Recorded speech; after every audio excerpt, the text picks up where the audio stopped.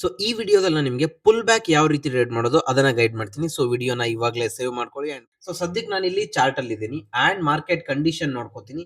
So ನಾನು ಏನ್ ಮಾಡ್ತೀನಿ, ಮಾರ್ಕೆಟ್ ಇಲ್ಲಿಂದ ಇಲ್ಲಿವರೆಗೂ ಬೀಳ್ತಾ ಇದೆ, ರೀಸೆಂಟ್ ಸಪೋರ್ಟ್ ಎಲ್ಲಿದೆ, ಸೊ ಇಲ್ಲಿದೆ. ಓಕೆ, ಸೊ ಇಲ್ಲಿಂದ ಬೀಳುವಾಗ ಸ್ಟ್ರಾಂಗ್ ಕ್ಲೋಸಿಂಗ್ ಅಂದ್ರೆ ಸೆಲ್ಲಿಂಗ್ ಅಲ್ಲಿ ಯಾವ್ದಾದ್ರು ಸ್ಟ್ರಾಂಗ್ ಕ್ಲೋಸಿಂಗ್ ಇದೆಯಾ ನೋಡ್ತೀನಿ.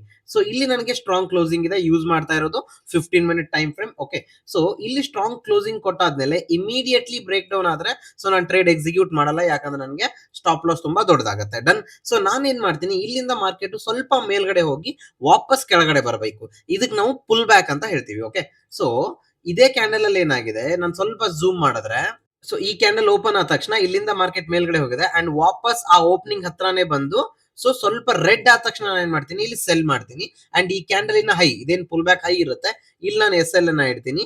ಅಂಡ್ ರೀಸೆಂಟ್ ಏನ್ ಸಪೋರ್ಟ್ ನಾವು ನೋಡಿರ್ತೀವಿ, ಸೊ ಇಲ್ಲಿವರೆಗೂ ನಾವು ಟಾರ್ಗೆಟ್ ಅನ್ನ ಸೆಟ್ ಮಾಡಬಹುದು. ಸೊ ನಮಗೆ 1:1 ಅಥವಾ 1:2 ನಾವು ಫಾಲೋ ಮಾಡಬಹುದು. ಸ್ಕ್ಯಾಲ್ಪಿಂಗ್ ಆದ್ರೆ 1:1 ಅಂಡ್ ನಾರ್ಮಲ್ ಟ್ರೇಡ್ ಮಾಡ್ತೀರಾ ಅಂದ್ರೆ 1:2 ನೀವು ಫಾಲೋ ಮಾಡಬಹುದು. ಸೊ ಇಲ್ಲಿ ನಮ್ಗೆ ಏನ್ ಸಿಕ್ಕಿದೆ ನೋಡೋಣ ಒಂದ್ಸತಿ. ಸೊ 180 ಪಾಯಿಂಟ್ ಎಸ್ ಎಲ್ ಗೆ ಅರೌಂಡ್ 400 ಪಾಯಿಂಟ್ಸ್ ಟಾರ್ಗೆಟ್ ಸಿಕ್ಕಿದೆ. It is more than 1:2. So ಇದೇ ರೀತಿ ಪ್ರೈಸ್ ಆಕ್ಷನ್ ಸ್ಟ್ರಾಟಜೀಸ್ ಬೇಕು ಅಂದ್ರೆ ಟೆಕ್ನಿಕಲ್ಸ್ ಅಂತ ಕಾಮೆಂಟ್ ಮಾಡಿ, ನಿಮ್ ಡಿ ಎಂ ಚೆಕ್ ಮಾಡಿ, ನನ್ನ ಫ್ರೀ ಮಾಸ್ಟರ್ ಕ್ಲಾಸ್ ಲಿಂಕ್ ಬಂದಿರುತ್ತೆ.